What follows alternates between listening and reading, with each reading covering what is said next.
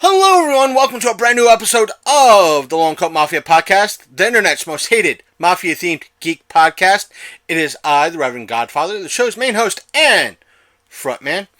This week we are covering Otakon 2019, their 25th year doing this con. Again, from what we've been told, this is one of the biggest anime convention in the country. And it's one of the few conventions that is strictly one genre, or I should say geared to one genre, and that is anime and anime culture.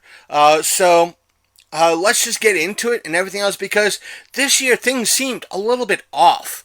Not just at the convention on the day that we were there, but some of the goings on about the convention behind the scenes and our end of the behind the scenes, because I always think that there are several sides to the convention panel. One is the ticket holder, like most of you out there might be, or say about 90% of you out there are ticket holders, because those of you who might listen might be vendors, might be guests. I don't mean ticket holders. You'll hear me say that.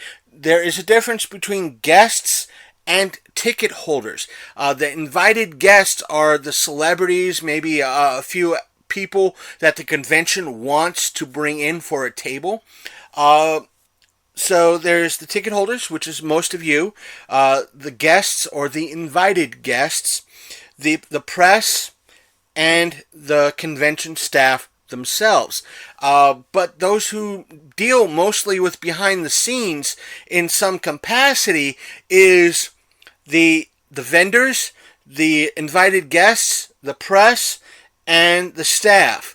Now, a big convention like this has many departments. Like, there's a section of staff that deals strictly with vendors.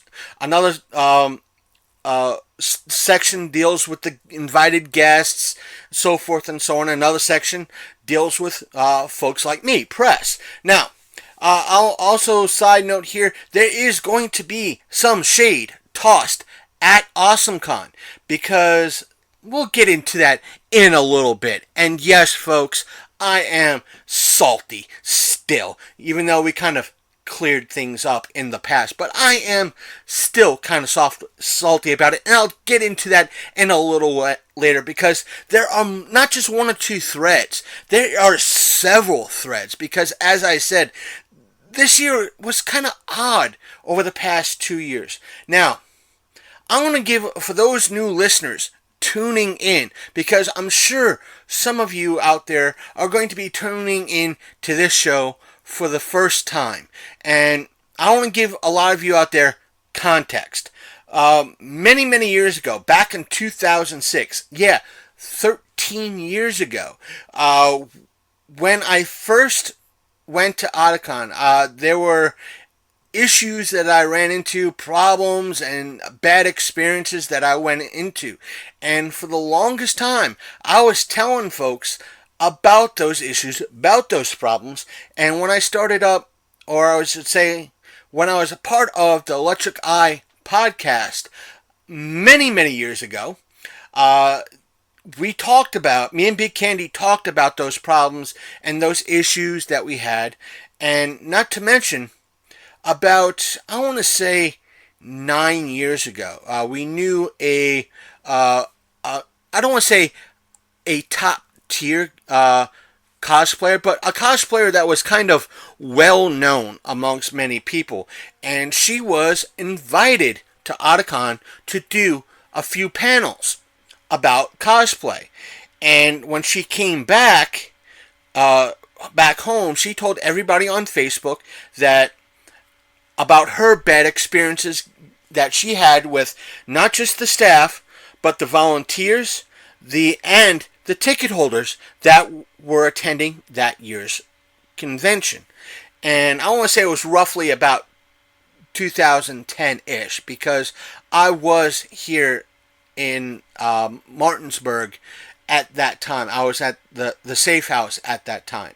Now, fast forward to 2015. We might have even stated back then about kind of, or at least hinted about our bad taste that Otakon left in our mouth back in 2006.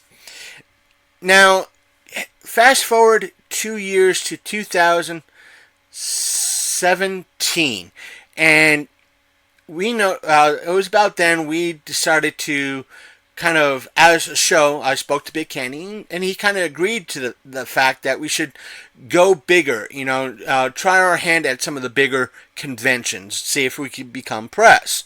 And that started with, trying out for AwesomeCon, which at that point we were denied. We just shrugged it off. Because that year's AwesomeCon, we were still under 2 years old. But at roughly June, July, we were just about to hit 2 years old, and I was looking at the Otakon website for their press credentials and how to apply, and they said, well, in their regulations, you had to be at least 2 years, your program had to be at least 2 years of age. So I decided, you know what, even though there was bad blood, I'm going to try out.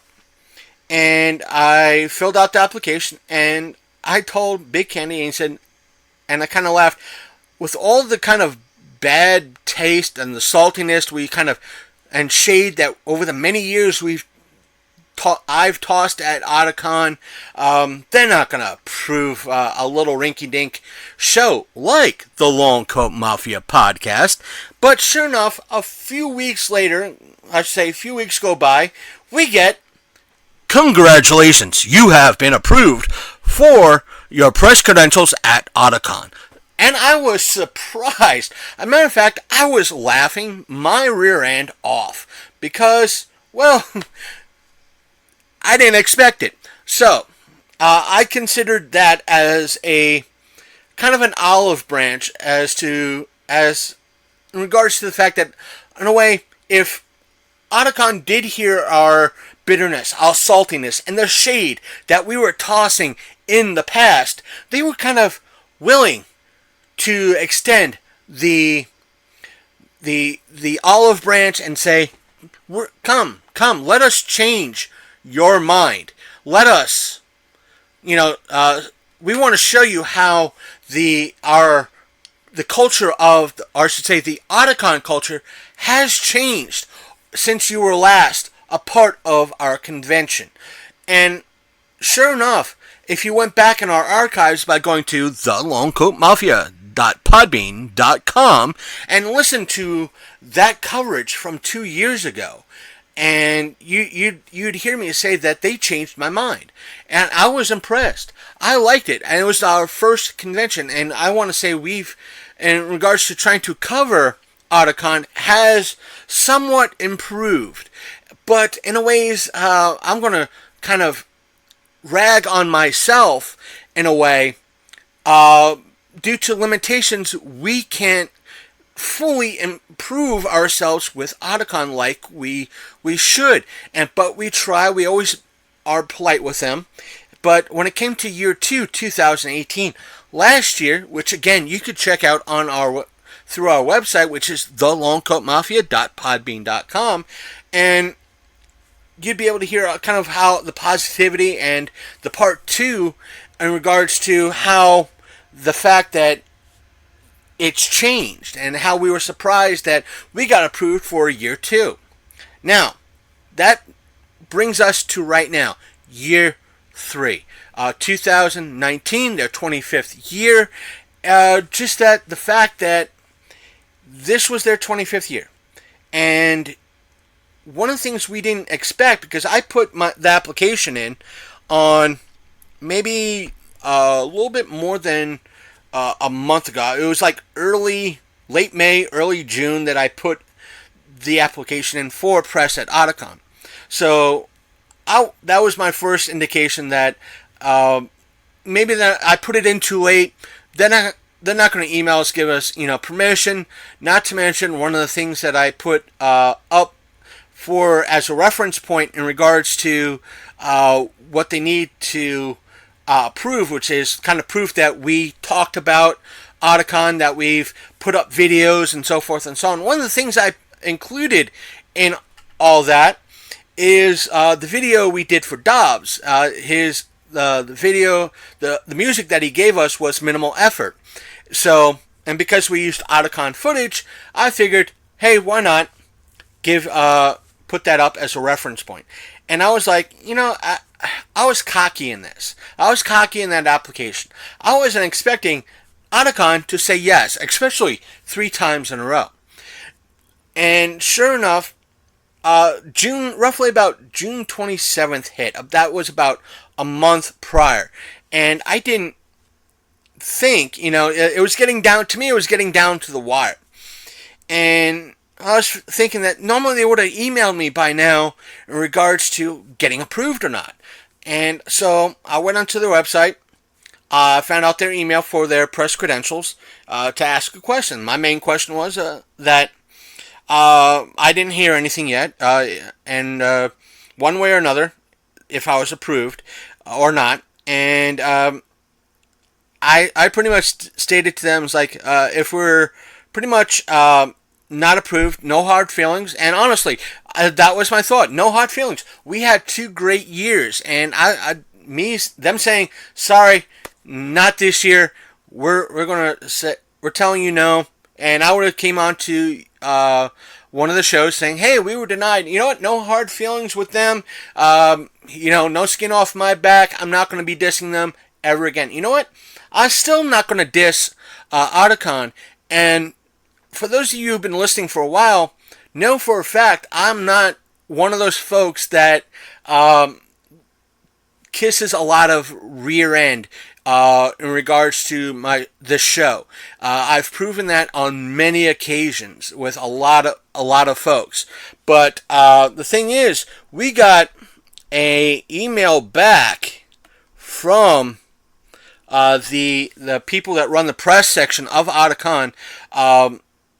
But the thing is, I sent out that email, and about a few days later, I think it was roughly the June 30th, we get an email. Let me bring that email up, because it was a fun email to get, because I thought it was odd in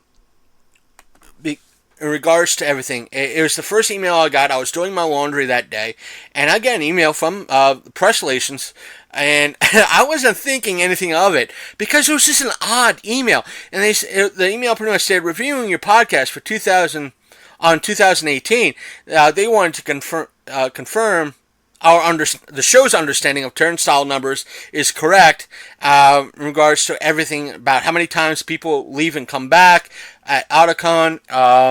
And they just gave a link in regards to the stats, and pretty much they were confirming what we were saying in our show, which was kind of very interesting, very, I wouldn't say humorous on our part. It was like, hey, we got something right.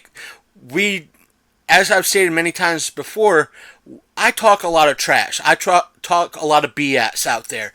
And I ask all of you out there, if I'm talking BS, if I'm not talking logical, you're more than... if you want, call me out. I'm the one that's putting myself out there in regards to a lot of information. If I'm wrong, call me out. And they pretty much, I don't want to say called me out, but what they did was they verified what I was saying. And that was very good, very interesting. And the next thing I know is about 5 minutes, not even 5 minutes after that, as I was kind of chuckling in regards to this email, I get the standard things in regards to, wait, I'm just trying to bring it up. What it was is pretty much, you're getting the, you've been, here's the link to do interview requests. Here's your approval. You've been added to the Registered Press email list. And about a few days after that, I get a response in regards to my original message in regard about Press Pass email. Where if I was approved or denied. And the response I got from that is that they had a backlog of applications for press and other people doing their thing, and they apologized. And the person in the email to me was your acceptance emails were sent out a couple of days ago, and that they showed the videos that I did for Otakon to their staff, and they liked the fact that I gave a good overview. So again, that was smiles on my end that, hey, we're doing something right here. With everything that we've probably done wrong in the past, we've done something right. And I looked forward to being a part of this year's show in every capacity that I could possibly do. And I replied to their reply saying that thank you so much. I did get the emails. And that's the thing. After that, I did put in for several people. I was approved twice for those emails. I should say I was approved out of the 3 people that we did, or I put in for. We were approved twice. Now, here's the thing. We are kind of restricted. I'm kind of restricted here in where I'm at in Martinsburg. Yes, I'm able to get to DC. Since, for the most part, I am vehically impaired, it's hard for me to get to a lot of other conventions in our area. That's why I'm very appreciative to folks like Michelle, Big Candy, and a few others that bring me to events that are very close by. And that helps with me getting content. But if I had more openness or a reliable vehicle, this is not something. Please, folks, Big Candy, Michelle, if you're listening, this is not a dig against you all. But if it was me, if I had more opportunity to go to other events, it's more coverage for all of you out there. But still, I think we're doing a fine job with the local events that we have here in surrounding the Martinsburg area, and that what we can get to via the MARC train. Now, the thing is, speaking of the MARC train, let me give you this little bit of back tidbit. The MARC train is run by the Maryland Transit Authority. At least that's what I believe they are. And I keep hearing that they should be that yes, they are. But the fact is, they've been running the MARC train for a period, for as long as I can remember, or at least been living here in the West Virginia Panhandle, Eastern Panhandle. And me getting to DC using the MARC train is fairly cheap enough. It's been about $12, $13 for the good many years that I've been living in, at least in Martinsburg. And for a round trip ticket to DC and back is $26, which is very cheap. But the main problem is the MARC train does not go from here in Martinsburg to DC on the weekends. This poses a problem. Now, and it's one of the things that I would have loved the MARC MTA to do, and turn on the MARC train, at least one train there, one train back on either Saturday and or Sunday. That would be awesome. That would be great, because it would help a lot of folks that can't make it to DC during the week have a weekend option to get into our nation's capital cheaply. And hell, if they said Saturday rates are $15 or closer to $20, you know what? I'm getting a $40 ticket there and back on a Saturday. To me, that's still cheaper. Still, that'd be like parking and gas for the week, for the day. Still, I would enjoyed it. I would take it up. I'd probably go into DC a little bit more often. But no, the MTA is like, no, we're not doing that. And there are some of you out there that might say, why don't you take Amtrak? That's the thing. Amtrak is very unreliable. Very unreliable. Because we have an Amtrak train that does go into DC and back.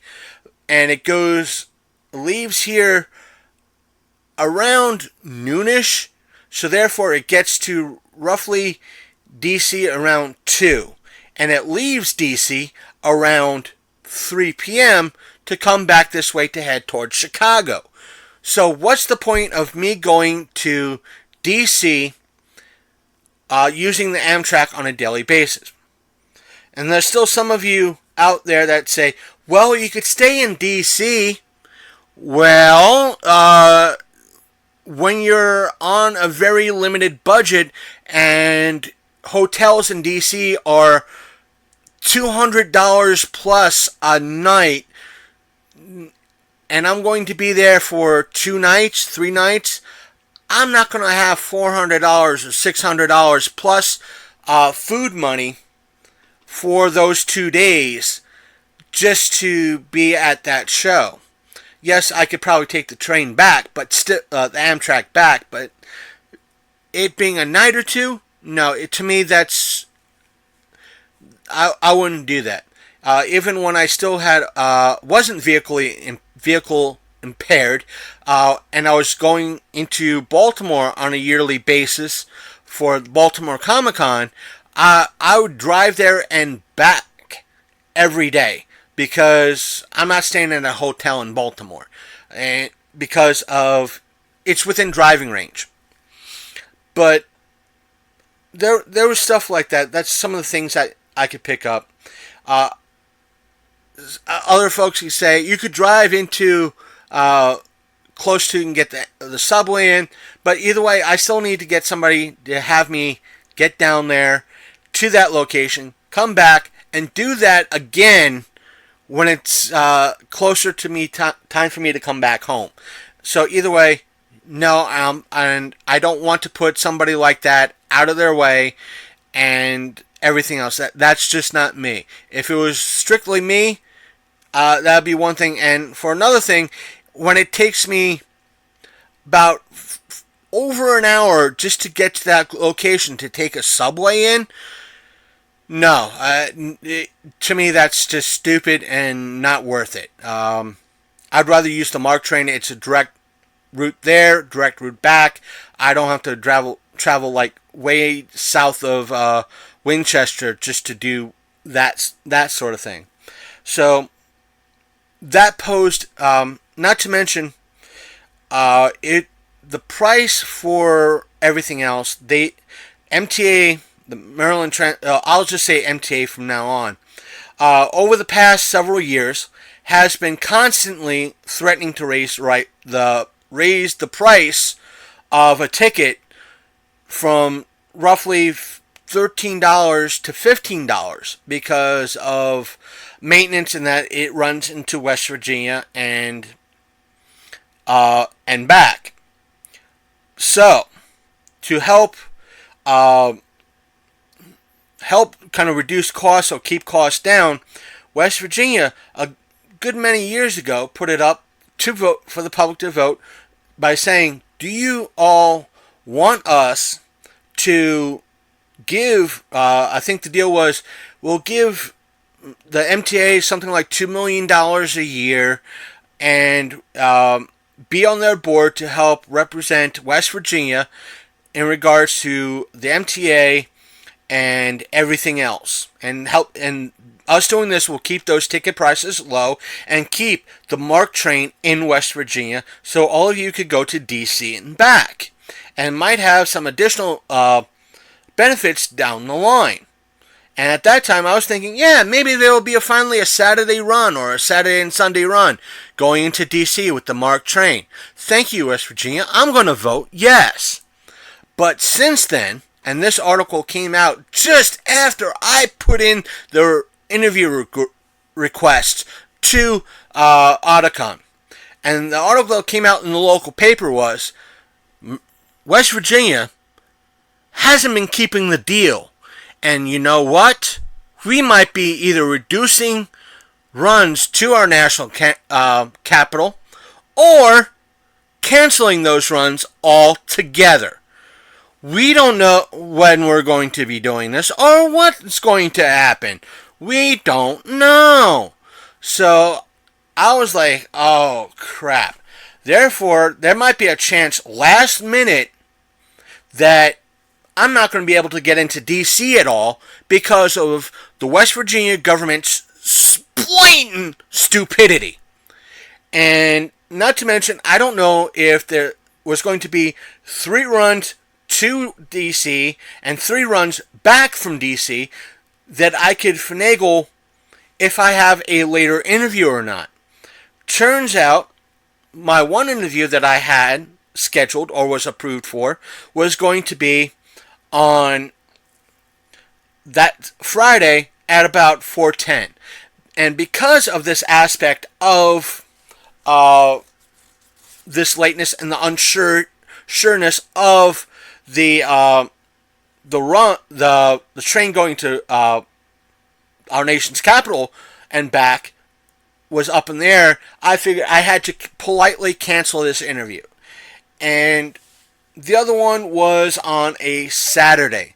And during this aspect of things, I didn't get word yet in regard. At this time, we were getting word that there was quite possibility that the 4-state punk rock flea market was going to be canceled, and there might be other things that I need to do this past Saturday. And that second interview was going to be scheduled on Saturday, which I didn't know until I got to the show itself. That's one of the things I want to get into. Even though I enjoyed my experiences, there was a lot of great people out there. I got to put up the one gentleman's photo I took. A lot of people that we spoke to, or say I spoke to while there, were a great bunch of people. Very polite, very wonderful folks. We spoke to somebody in a Deadpool.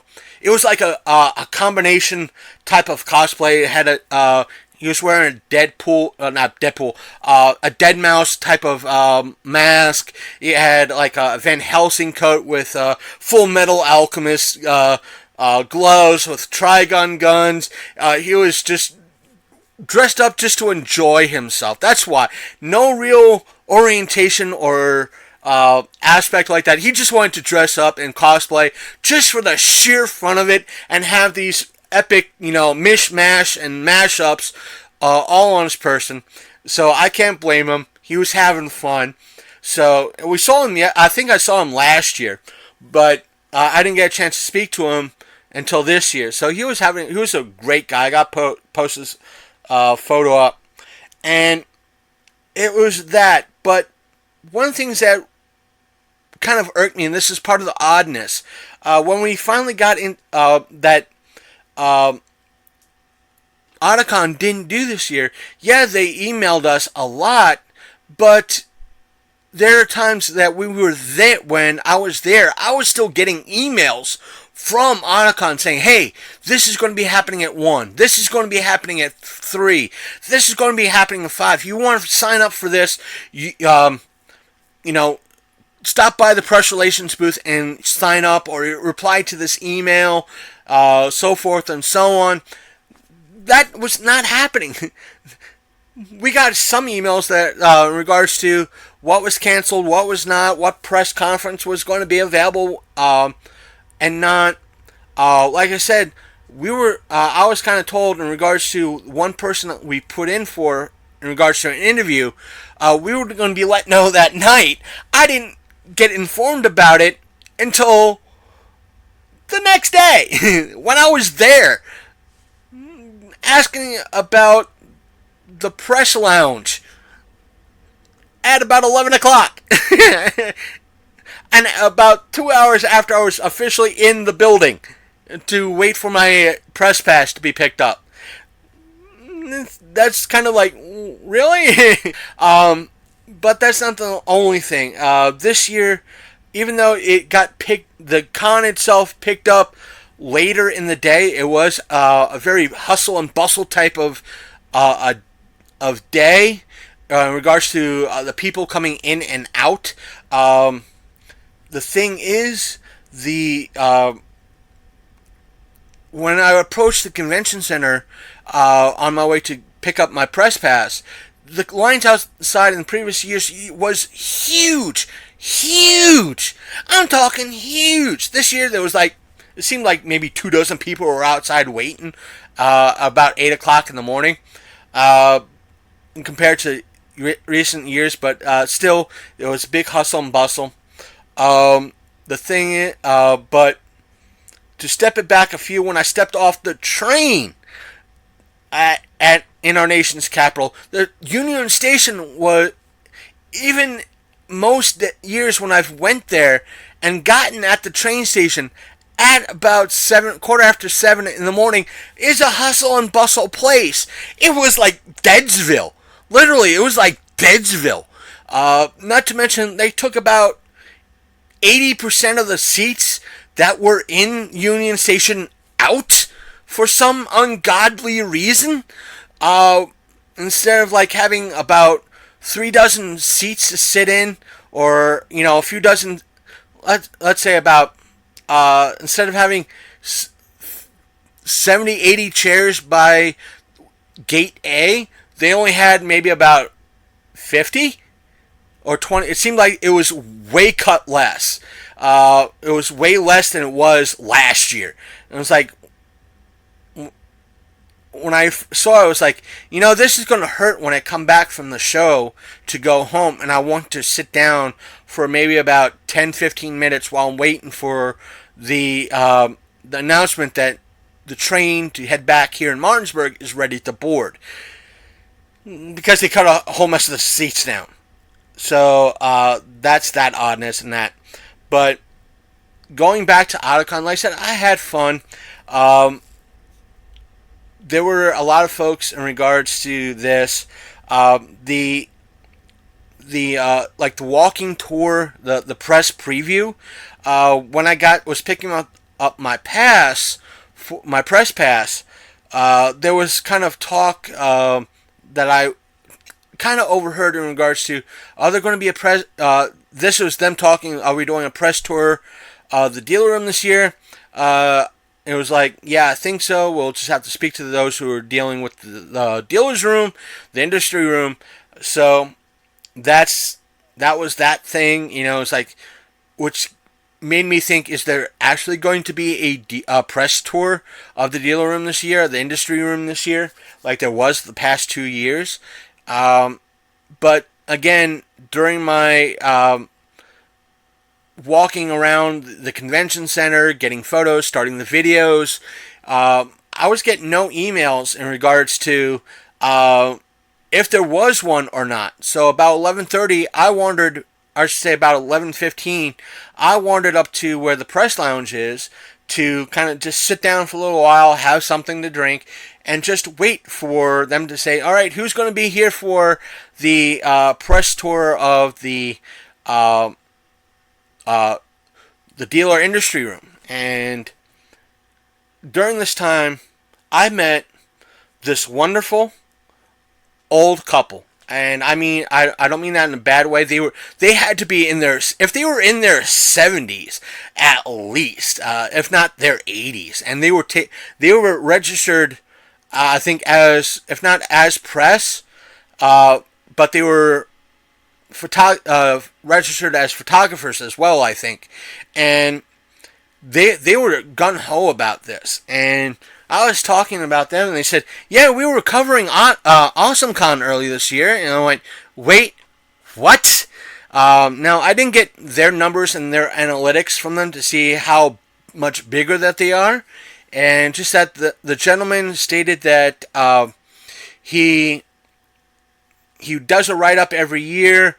I'm not sure if this is just his organization or he represents somebody bigger, but just that this is where I'm going to toss shade at AwesomeCon. And I will toss shade at AwesomeCon. If these folks, these senior citizens, very energetic senior citizens, bless their heart, and I mean that, are able to be if they're as big as I am, if not a little bit bigger, and you all freaking approved them for whatever reason, but you don't want to approve us who work their butt off every year for not just 4-State Comic-Con, but Otakon as well.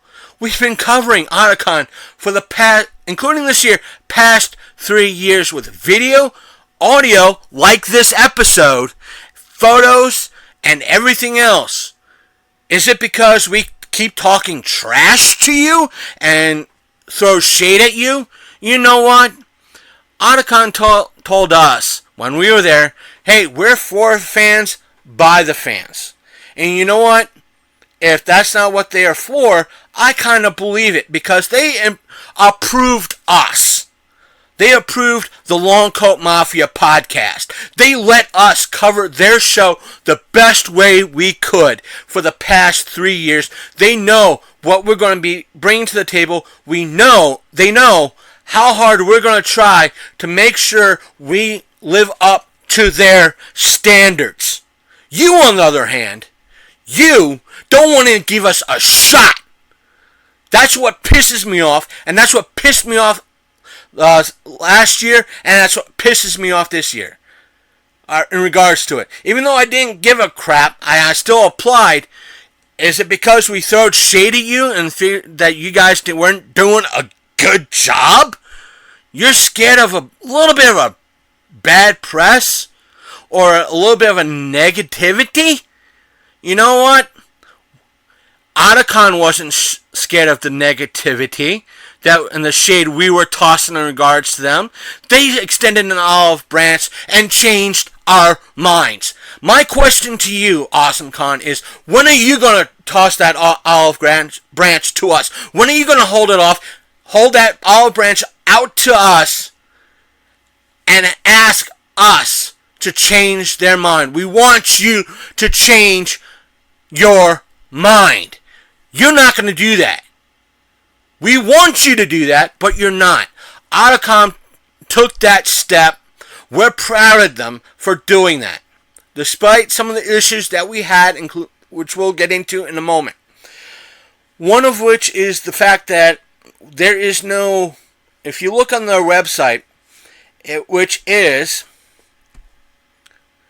pretty much Otakon.com, when you looked at their guest list, there was no real aspect of who was going to be there Friday, Saturday, or Sunday. Meaning, on a bigger show like a Philadelphia, a Wizard World, or a Baltimore Comic-Con, or even an AwesomeCon, there are guests that are usually there just Friday, or there's some guests that are there all weekend, and there's some guests there just Saturday, or just Sunday, or just Saturday and Sunday.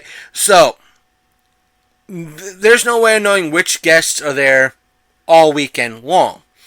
But it just makes you think that a lot of the guests that are there, the invited guests, are there all weekend long. If that's the truth, that makes them one of the better shows out there, because if these guests there are all weekend long, it serves up to the folks that could only make it on a Saturday.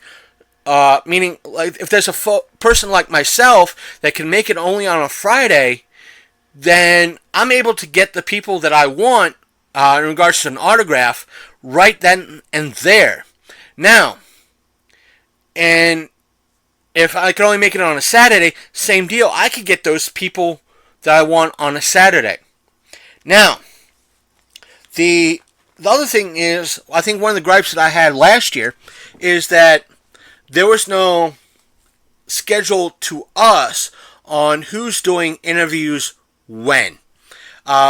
Their guests, in regards to, they have well over 24 guests at this event. At least 24 guests. But the thing is, there was no aspect of what, if I wanted to put in for a particular guest, I'm going to pull one of them up.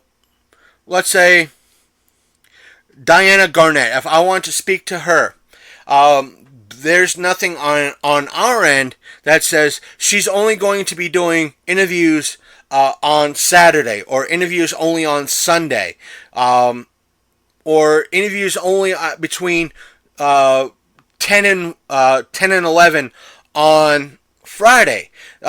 There's no idea in regards to that. So that something like that would help somebody like me, or somebody else that is registered press, because they might want to catch a panel for their show in regards to informing their listeners in regards to if they have more anime fans tuning into their show, and there's a certain panel that they want to attend to get information for their listeners. It would help them schedule their day, their weekend at Otakon. It's very confusing, and it would be nice to handle that information up front. I know I'm nitpicking, but I love to nitpick sometimes. Now, the other thing I want to commend them for, I don't know if I did it last year or I spoke about it last year, and that aspect is the price for the to get in. To get into Otakon.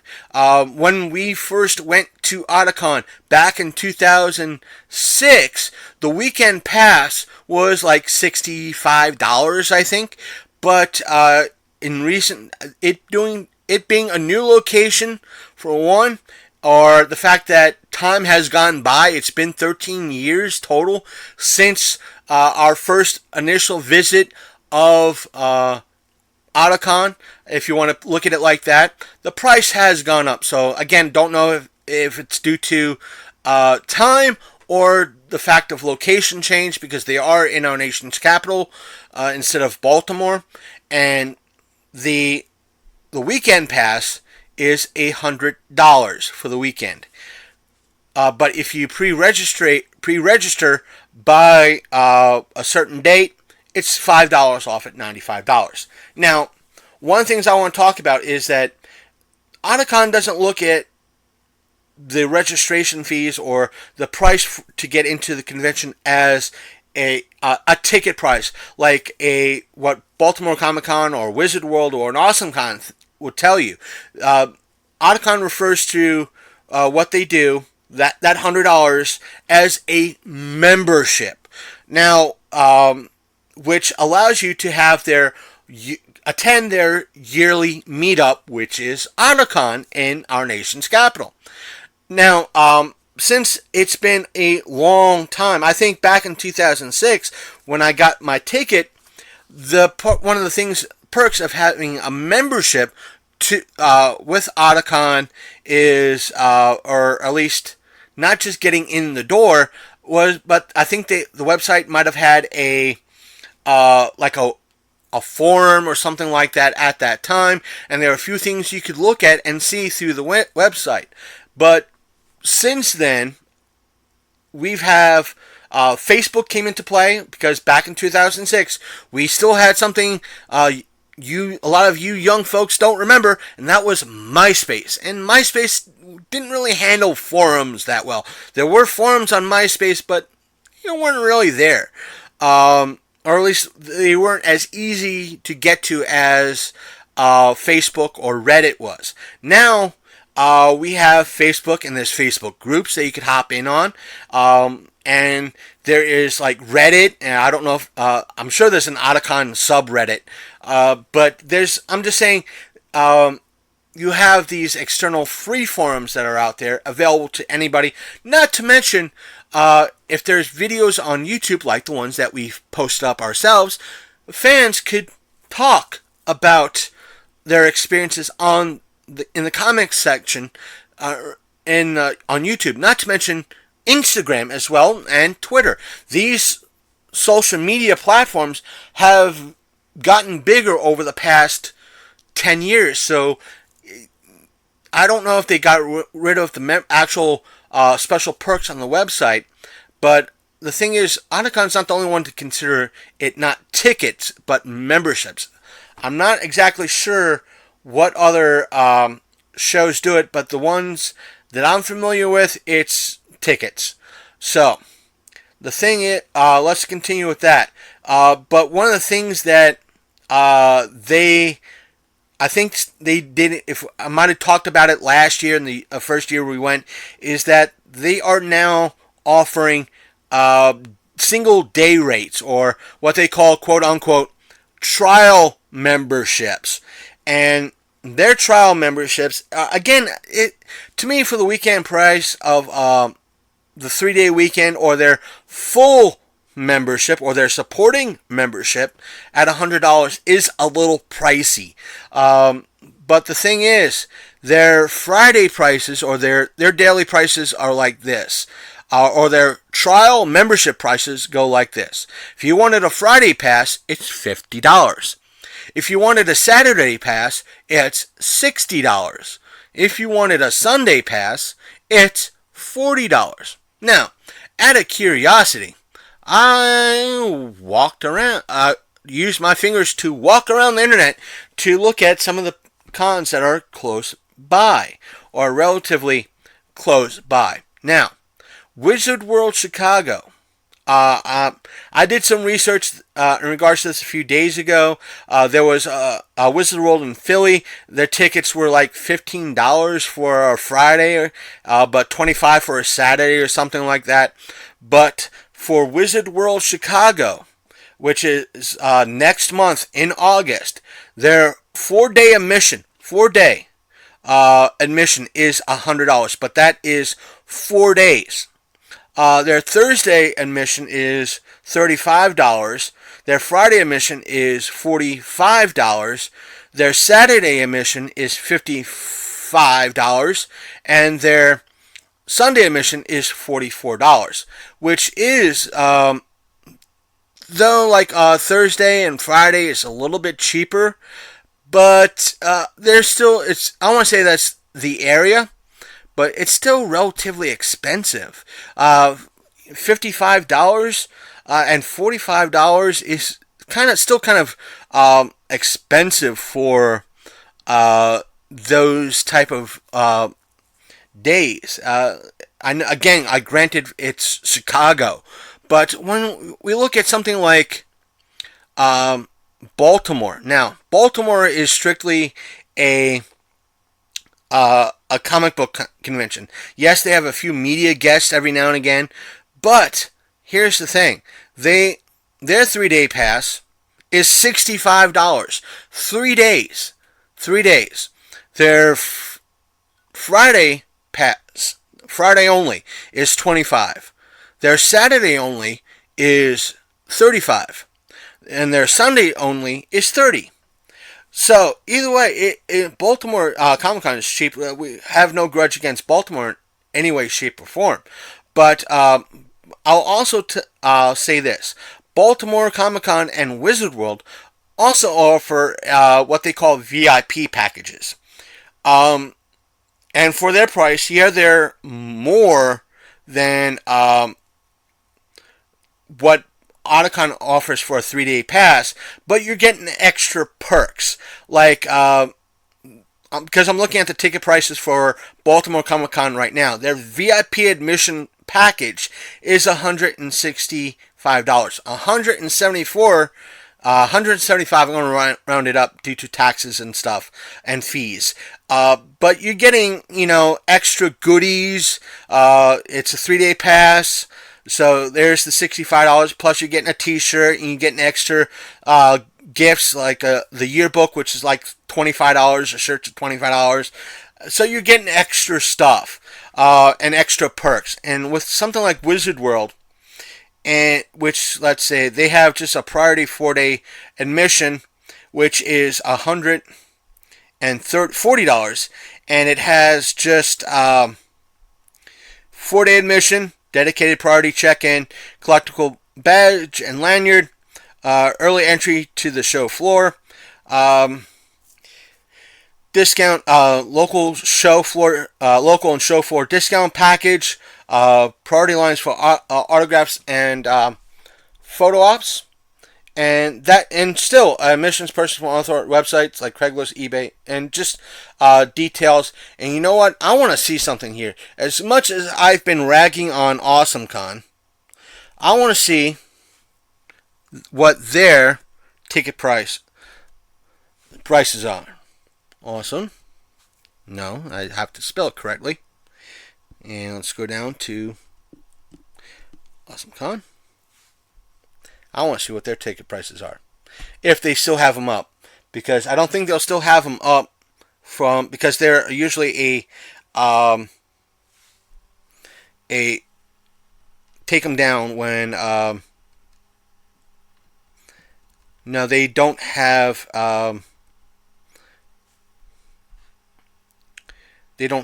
the tickets on sale. They'll be on sale this fall. So I can't really give you the comparison to something like AwesomeCon being in the same city. So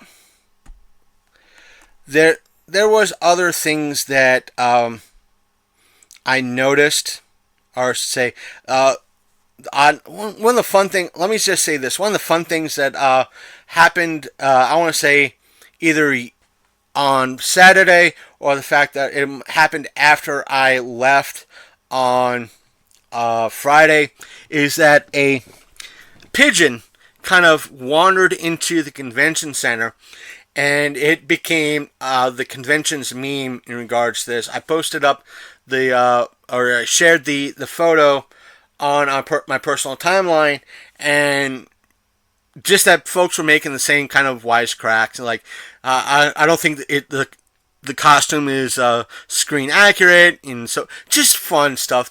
People relaxing and laughing out, a pigeon walking in.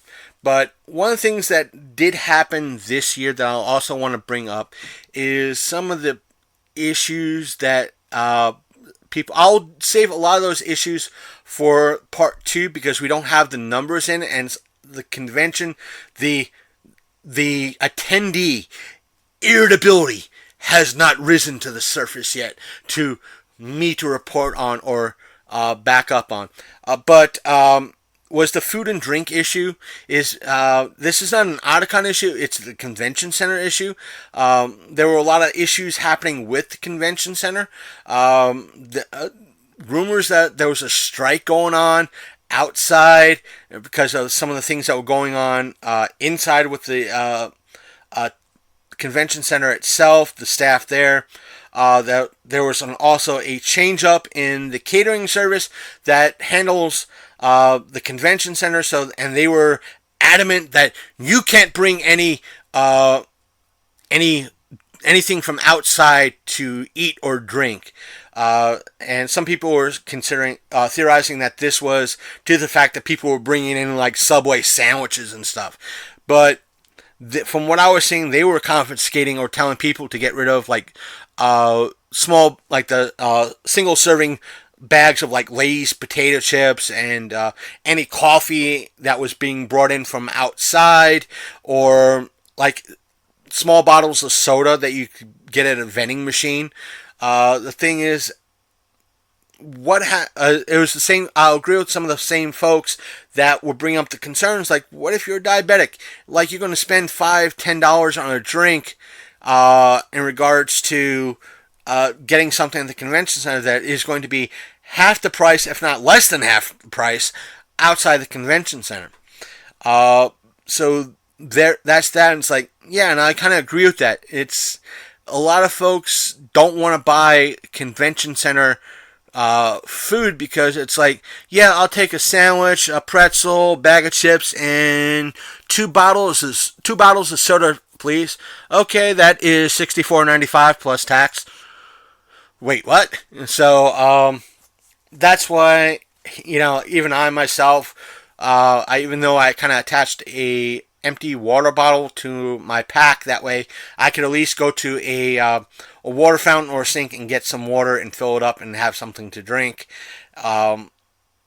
That's that. And the other thing I had an issue with was our because I kind of skipped over it to go back to it, because we do have show ADD on here at the Long Coat Mafia podcast, was the press preview and the dealer room, because I want to tie that into. It's a great way to tie both in together.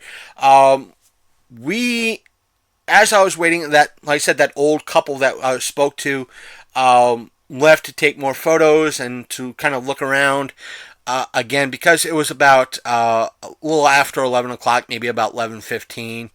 I still was hanging around the press green room and press lounge, if you want, depending on what you want to call it. And one other person was came in from one other podcast or YouTube channel, came in to kind of wait for the press preview, and him and his partner, his co-host, his partner, that they were working with, like, this is weird. This is they're mentioning that, going on and on. It's like, this is weird. This is totally not how they were doing this the past few years, especially here in, at this convention center in this location. And I asked, like, wait, what's going on? What's your issue? And they said, they turned to me and said, the press preview, it's not going to be at in any minute. It's going to be at 1:30, 2 o'clock. I was like, wait a minute. You're right. That is odd, because according to a lot of the information I've been seeing and the printed material, the dealer/industry room opens at noon, which is about less than a half an hour from now, and they didn't send out the email saying that they're going to be doing a tour. And they said, exactly. And that's kind of like the confusion that was going on.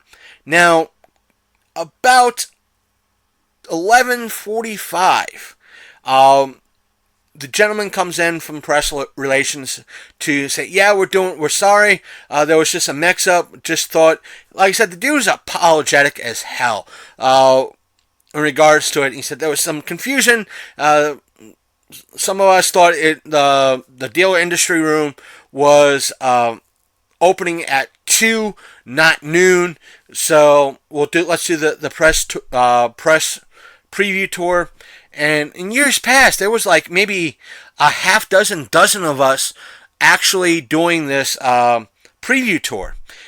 This year, there was, including myself, the other YouTuber, and that old couple that was doing it with us.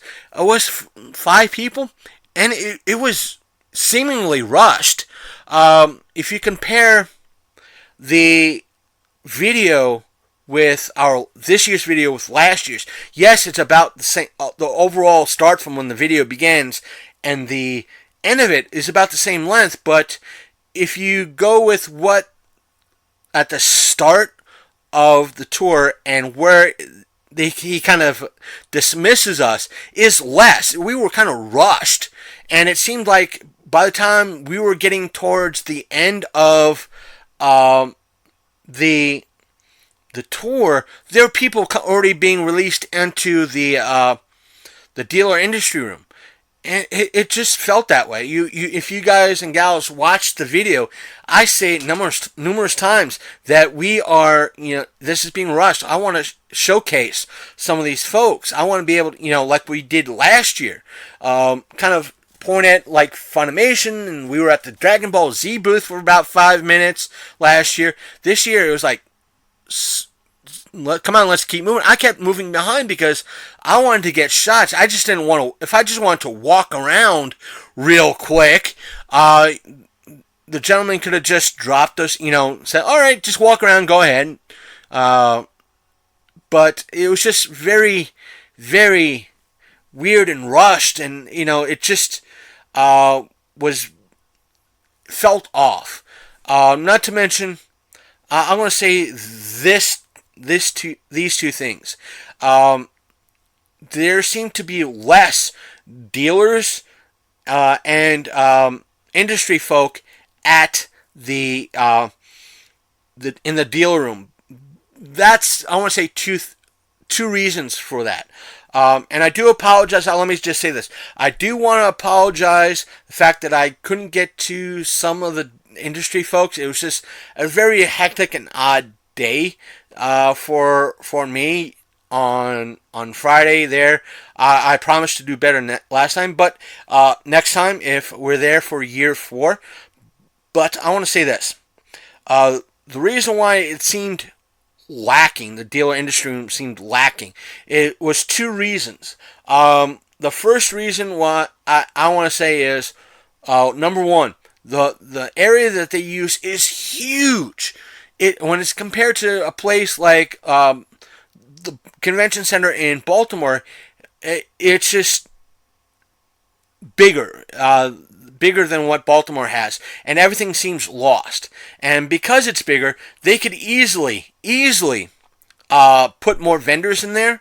But I think the reason why they don't really do that is that it allows them to, them meaning Otakon, to allow more folks into the dealer industry room and have more free flow around everything, and kind of prevent what we were told, or at least what I was told back in 2006, and which kind of turned me off. It was that, oh, the line you see here going into the dealer industry room is capped, and this is the backup line, and which, even if you're a part of the backup line, you may or may not be able to go into the dealer room today.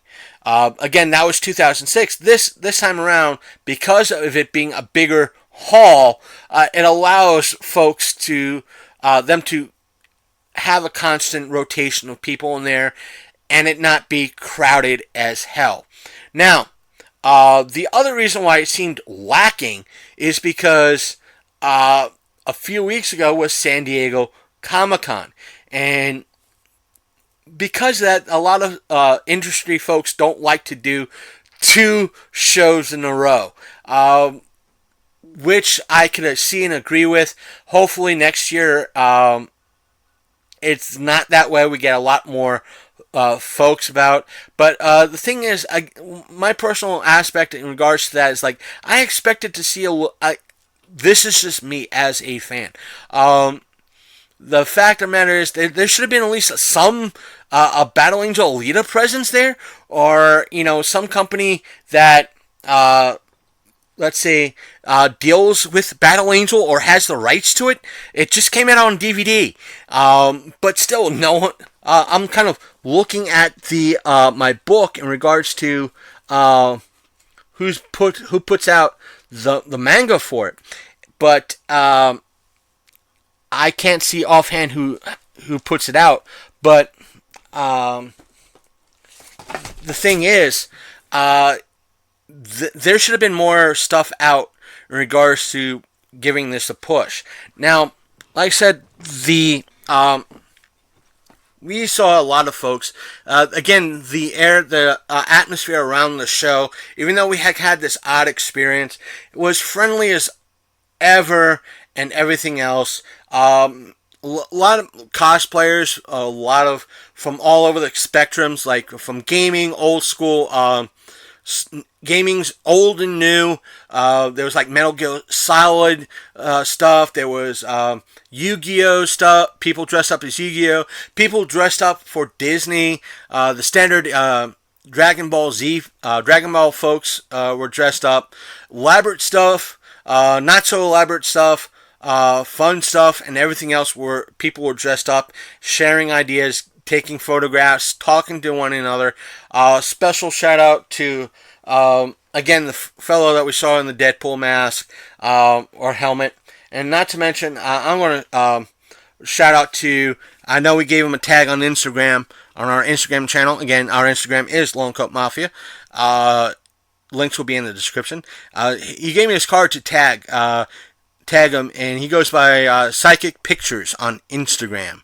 All one word. And he was there dressed up as Yami from, not Yu-Gi-Oh! Yami, but one of the folks, as I'm going to bring it up because it is kind of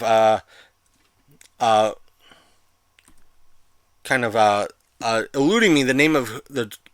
He was dressed up as a Yu-Gi-Oh! Character, but he did a great job of it, and it was not just a later um, uh, Yu-Gi-Oh series. It was the first generation with Yugi. He wasn't dressed as Yugimoto, but he was dressed up as Bakura, and he did a great job with the hair, and he had the dual disc, and he had the Millennium item on his chest that Bakura had.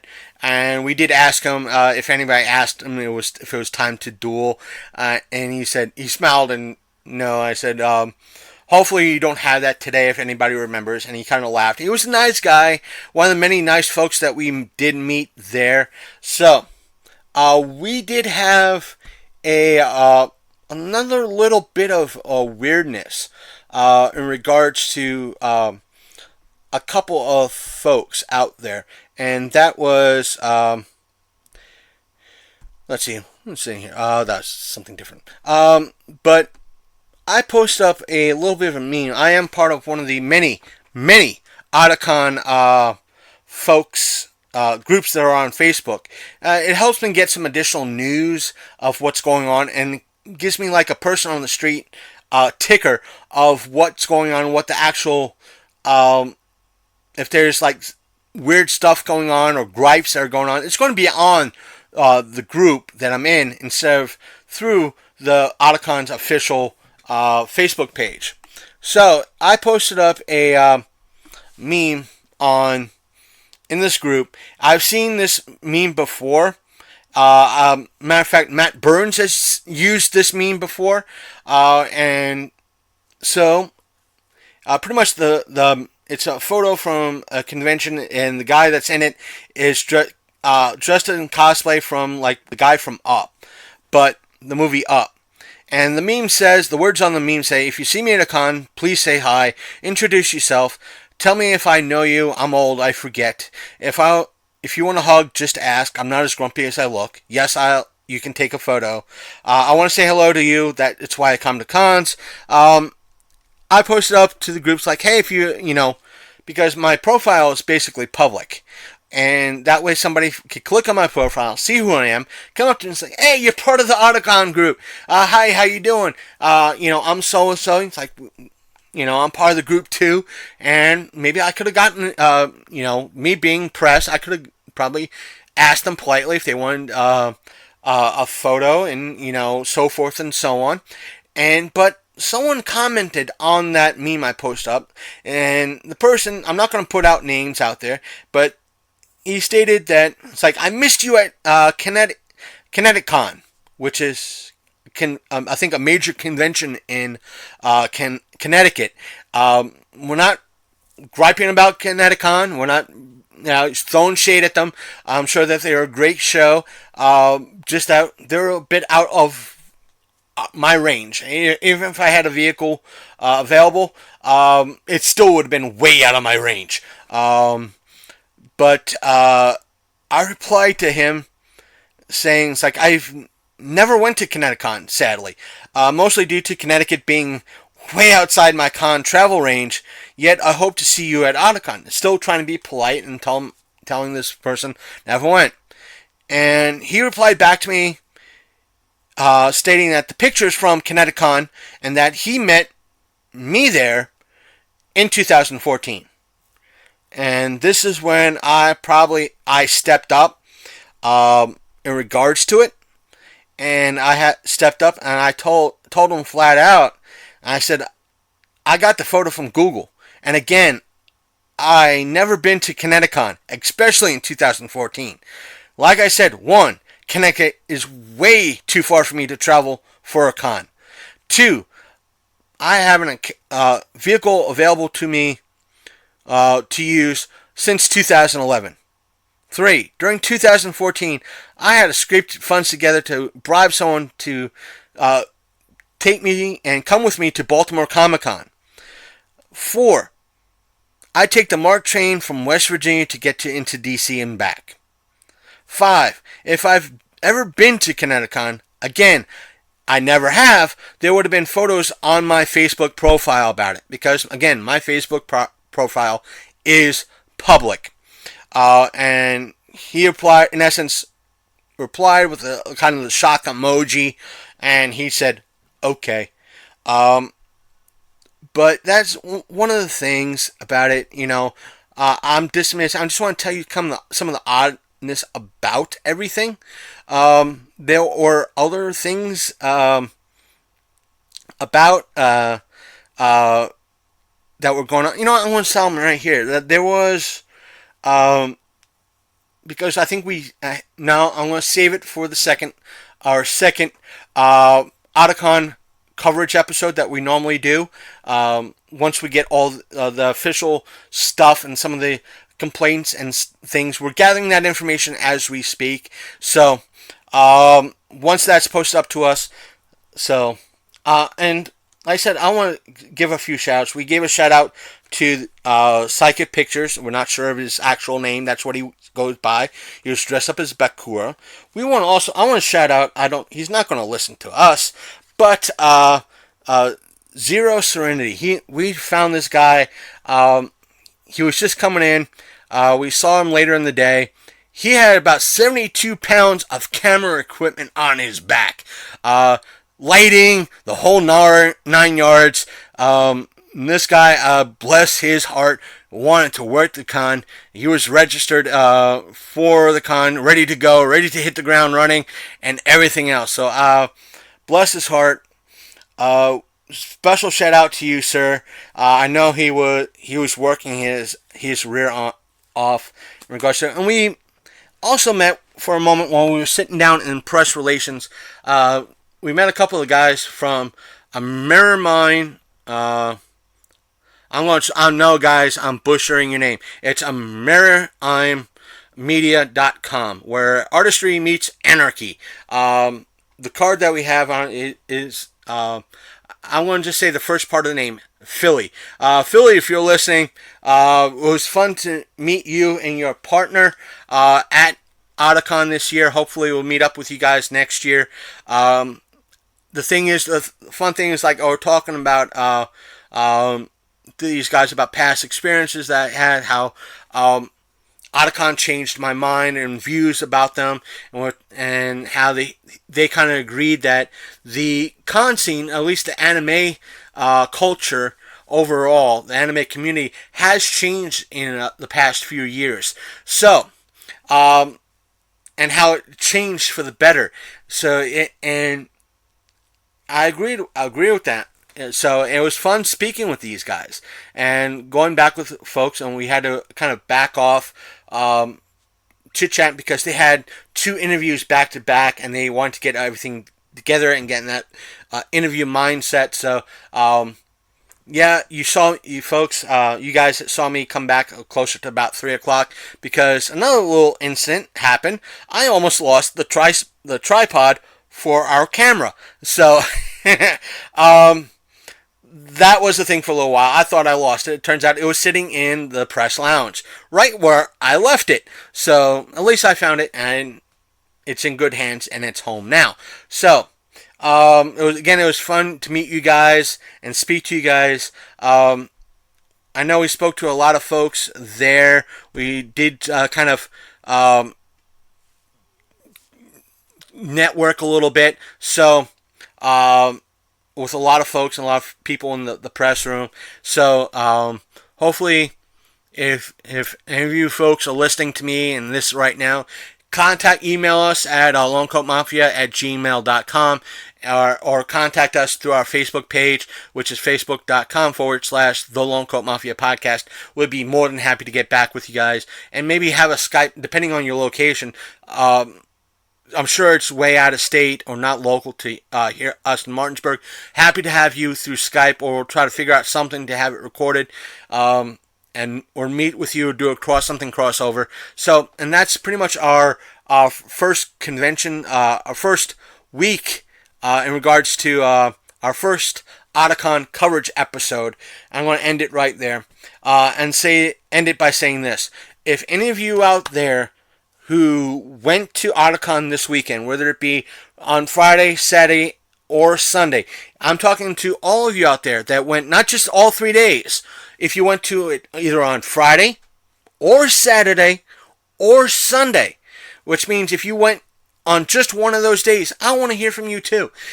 That's right, I want to hear from you too. And if you have a lot to say, I'm willing to schedule you on Skype to sit with you in essence, sit with you voice to voice and have you on telling you firsthand experiences in regards to what you saw, how you've been through in regards to anything. If this was your first show, especially if this was your first convention, I would be happy to hear that tale, how your first convention experience went, and what you thought of Otakon. So that being said, if you want to do it that way, you could email us again at Longcoat Mafia, or if you just want to write to us about your convention experience, we'll be more than happy to read these messages on the air. Our email is longcoatmafia@gmail.com, and we will read your emails on the air because we pin our current episodes to the top of our Facebook page. You can leave a comment in regards to your Otakon experiences and so forth and so on, or your general convention experiences. You can leave them on our Facebook page underneath the pinned post pertaining to this episode. Can't really tell you what to do because Facebook doesn't like that no more. Stay tuned for that in an upcoming episode of what we can and cannot do on Facebook anymore if the post is true. But if you want to leave it, you can leave a comment down below in the comments in regards to on Facebook, the pin post for this episode. Our Facebook page is facebook.com/The Longcoat Mafia Podcast. If you're listening to us on YouTube, you can always leave a comment down below and leave that like. And while you're on our Facebook page, you can hit that like button. Follow us for daily news, and you can contact us very easy and reply to what we post up on our Facebook page. And if you're listening to us on YouTube, hit that subscribe button. And if you like this episode, don't forget to, again, leave a comment in regards to how you thought Otakon was, or leave a thought in regards to your convention experiences, whether it be Otakon or not. Let us know the convention that you went to, and hit that like button. In regards to YouTube, just do a search for The Longcoat Mafia Podcast. We're the only channel that comes up with that name, so just click on that, hit that subscribe button. What else? Finding our show. If you manage to listen to our show directly from our website, or our direct link, let me say this: we are available on, and you're listening through a desktop or a laptop, and you saw the link and went to our website, which is, folks out there who don't know it, it is thelongcoatmafia.podbean.com, and you're able to get our episodes through iTunes, or whatever Apple is calling iTunes nowadays, Stitcher Radio, Spotify, and as always, our main website, which is thelongcoatmafia.podbean.com, whereas you can download the individual episodes, then play them in whatever MP3 player of your choice is, whatever it might be. But if you're listening to us on the go, we are available on Apple Podcasts, Google Play, or Google Podcasts if you use that now, Stitcher, Spotify, the Podbean app, which I prefer. Also, speaking of the Podbean app, I suggest bookmarking our website, which is again thelongcoatmafia.podbean.com, because just in case Apple gets screwy, or YouTube gets squirrely, or a little bit screwy, or one of the other places gets a little bit off, or can't get you to listen to any of our episodes or snag our episodes, our website is always available for you to go to and snag an episode and play it in your player of choice. Now, we are also on Twitter and Instagram. You could always leave us a message, a DM on Twitter or Instagram, or leave a comment on any of our convention photos on Instagram. Our both handles are the same, and that's Long Coat Mafia. And while you're on either one, hit that follow button and follow us to see where what we're doing, where we're at, what we're seeing. So, or what we're talking about. I have to start getting back into Twitter. Twitter has been kind of off as of late, as well. So, meaning when we try to promote an episode, it's not really doing as much of a reach as it used to. So it's kind of hard to get back into that groove. We got to do so. We do have 2 gaming streaming sites that we have to get back into doing. Hopefully we'll be starting to do that again shortly. And that is one, our Mixer channel, which is mixer.com/LCMP. And those letters are capitalized. And the other one is our Twitch channel. Our Twitch channel is twitch.tv/The Long Coat Mafia Pod. And none of the things are really uppercased there. So don't worry about that. That's our show for this week. I hope you all, if you did attend Otakon, did enjoy yourselves. Don't forget to send us a message if you went there and what your experiences were. And one of the other things I want to say, one of the things that we didn't see in regards to cosplay was any MST3K cosplay, and that's Mystery Science Theater 3000 cosplay. Because that's one of the things I agree with Sasha, the Princess of Darkness, is that Mystery Science Theater 3000, especially the new one that's been on Netflix, people should be cosplaying it. At least the new stuff. There's the minions are called the Skeleton Crew, and it's an easy cosplay to do. Very easy, and no one seems to cosplay as this. People were cosplaying the last Airbender stuff from the original Last Airbender anime from Nick. So why aren't they doing these folks? I think more and more people have to do some obscure cosplay. So that's it. That's all I gotta say. Next year, out there, folks, if you're a cosplayer and you attend Otakon, we want to see you dressed up as a member of the Skeleton Crew from Mystery Science Theater 3000 Netflix version. So get on it. Heck, maybe I want to see one of you try to dress up as Tom Servo. That would be funny. But I can't really tell you what to do. That's up to y'all. So take care. I'm out. See you next week. It might be, who knows what's going to happen next week. But I do promise you there is going to be another Otakon coverage episode. I don't mind doing part 2s because there's always so much to talk about in regards to Otakon and a major convention like this, and we don't mind covering it. Like I said, overall I did have a good time, met a lot of great folks. So take care. I'm out. Peace. You've been listening to the Long Coat Mafia Podcast, the internet's most hated and mafia-themed geek podcast.